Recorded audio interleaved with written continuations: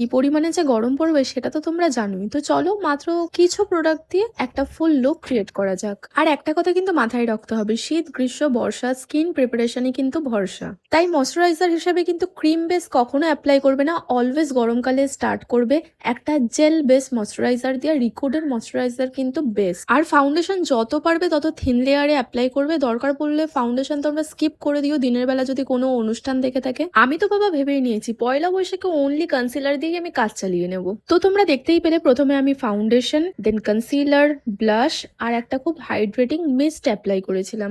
আর আমি সেদিনকে আইব্রো নিয়ে কি যে সমস্যায় পড়েছিলাম কি বলবো, প্লাগই করা হয়নি, তাই এবড়ো খেবড়ো খুব বাজে ভাবে হয়েছিল। যাই হোক ম্যানেজ করতে পারি বলে আমি ঠিকঠাক করে নিয়েছিলাম। এরপর আমি 3-4টা শিমার, যেটা আমি স্ক্রিনে দিয়ে দেবো তোমাদের, আমি আইলিডে খুব ভালো করে অ্যাপ্লাই করে সেটাকে একদম হালকা একটা ব্রাউন শ্যাডো দিয়ে মার্জ করে নিয়েছিলাম। দেন তারপর আমি চোখের নিচে ফেসেস ক্যানেডার একটা কাজল ব্ল্যাক শ্যাডো দিয়ে স্মাচ করে রিভার্সে অ্যাপ্লাই করে নিয়েছিলাম। আর যারা অ্যাজ আ হাইলাইটার খুব একটা চাঙ্কি কিছু পছন্দ করো না, তারা কিন্তু মার্সের এই প্যালেটটা অ্যাপ্লাই করে দেখতে পারো। আর দেখো সত্যি বলতে গেলে কি লিপ শেড আমি কখনো একটা অ্যাপ্লাই করি না, একদম পুরো ব্যাগটা নিয়ে বসে যেটা পছন্দ হয় যখন পছন্দ হয় অ্যাপ্লাই করতে থাকে, যতক্ষণ না আমার মনের আত্মাটা বলে ওঠে এবার তুই থাম। আরে আর অপেক্ষা করতে হবে না, এবার ফুল লুকটা তোমরা দেখে নাও।